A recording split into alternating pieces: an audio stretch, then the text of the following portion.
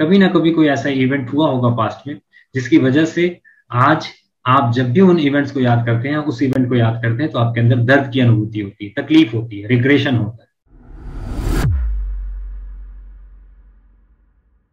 दुनिया में almost 97 to 98% लोग ऐसे हैं जिनके जीवन में कोई ना कोई ऐसी घटना है जो उनके यादों में रची बसी है, और वो एक तरह से ट्रॉमेटिक इवेंट है जो जब भी उन्हें याद आती है, रिकॉल होती है, तो वो परेशान हो जाते हैं, एंग्जियस हो जाते हैं, फ्रस्ट्रेट हो जाते हैं, एंग्री हो जाते हैं। कई बार तो लोगों को पैनिक अटैक्स आते हैं और बहुत सारी समस्याएं होती हैं, फोबिया की शिकायतें होती हैं, फियर इतना बढ़ जाता है, एंग्जाइटी इतनी बढ़ जाती है, they can not control their emotion.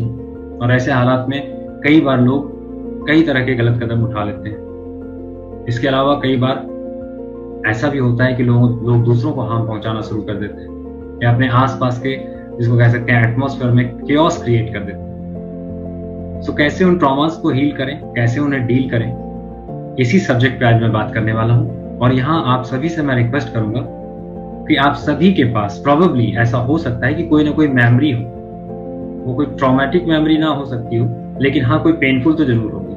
कभी ना कभी कोई ऐसा इवेंट हुआ होगा पास्ट में जिसकी वजह से आज आप जब भी उन इवेंट्स को याद करते हैं, उस इवेंट को याद करते हैं, तो आपके अंदर दर्द की अनुभूति होती है, तकलीफ होती है, रिग्रेशन होता है। अगर आपके जीवन में ऐसी कोई घटना नहीं है, कोई बात नहीं, आप इसे एज अ लर्निंग सीख लें आज।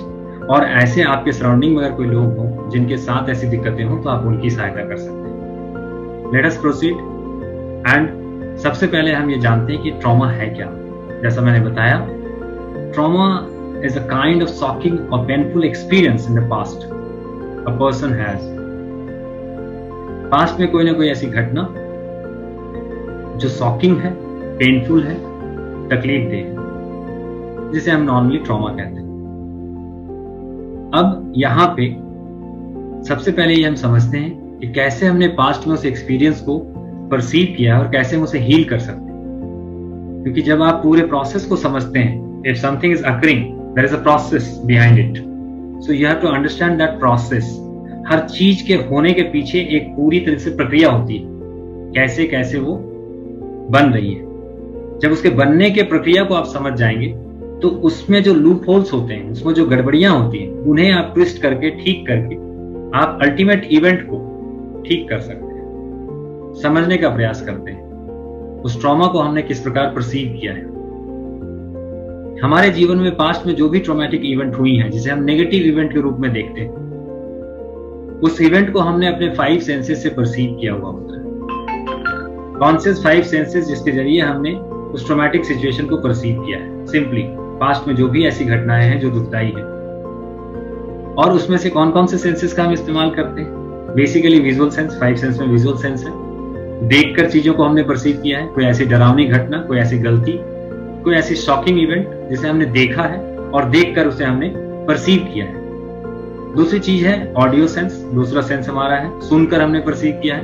कुछ घटनाएं ऐसी हुई हैं जो हमें बताई गई हैं, कई बार हमें एक तरह से डांटा गया है, रोका गया है, टोका गया है, कुछ ऐसी गलत बातें हमारे बारे में हमें कही गई हैं, ऑडिबल है वो ऑडियोज कहीं ना कहीं हमारे जहन में पड़ी रहती है, क्योंकि हमने उसी आधार पर उसे परसीव किया है।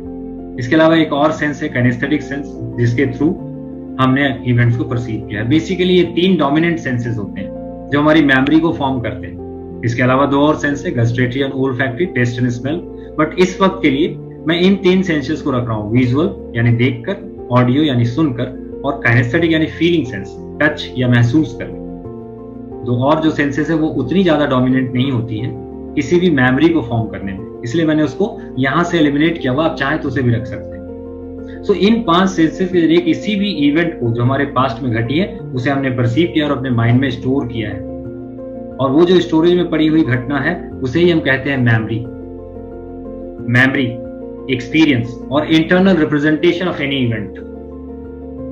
जो भी घटना हुई है उसका एक इंटरनल रिप्रेजेंटेशन हमने बनाया हुआ है, विच इज कॉल्ड मेमोरी। और ये जो मेमोरी है जब भी हमें याद आती है तो वो एक चीज क्रिएट करती है, वो है इमोशनल स्टेट, आपकी इमोशनल और मेंटल स्टेट।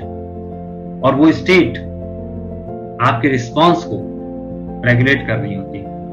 वो इमोशनल स्टेट ही है जिसके जरिए आप रिस्पॉन्स करते हैं। और जब भी कोई नकारात्मक मेमोरी आपके अंदर रिकॉल होगी जो नेगेटिव इवेंट पास्ट में घटी है एज ट्रॉमा, तो आपके रिस्पॉन्स कैसे होते हैं? Obviously negative.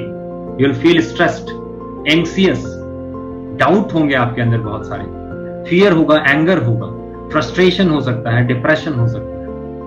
और अल्टीमेटली एक और चीज, इन इमोशंस की वजह से आपके अंदर दुनिया भर के इलनेसेस एंड डिजीजेस बनती रहती है। जैसा हमने कल डिस्कस किया था, किस प्रकार स्ट्रेसफुल सिचुएशन में हमारे नेगेटिव केमिकल्स सीक्रेट होते हैं और किस प्रकार हमारे अंदर नकारात्मक प्रतिक्रियाएं होती हैं शारीरिक लेवल पर। और वो जो फिजियोलॉजिकल प्रक्रियाएं हैं, प्रतिक्रियाएं हैं, उसे ही हम सिम्टम्स कहते हैं, सिम्टम्स ऑफ एनी डिजीजेस।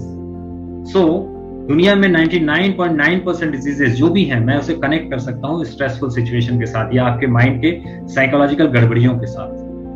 जैसा मैंने साइकोसोमैटिक के बारे में पहले भी कहा हुआ है, प्रॉब्लम साइकोसोमैटिक यानी साइकोलॉजिकल गड़बड़ियां जो आपके सोमा में डिफेक्टिव सिम्टम्स की तरह रिप्रेजेंट होती हैं। सो बेसिकली ये जो रिस्पॉन्सेज हैं, ये उन्हीं मेमोरीज का नतीजा है जिसे आपने पास्ट में ट्रॉमेटिक इवेंट की तरह या एक ऐसी डरावनी घटना की तरह परसीव किया है, या ऐसी इनसिक्योर घटना की तरह, या ऐसी गलतियों की तरह जिसकी वजह से ये रिस्पॉन्सेस क्रिएट हो रहे हैं।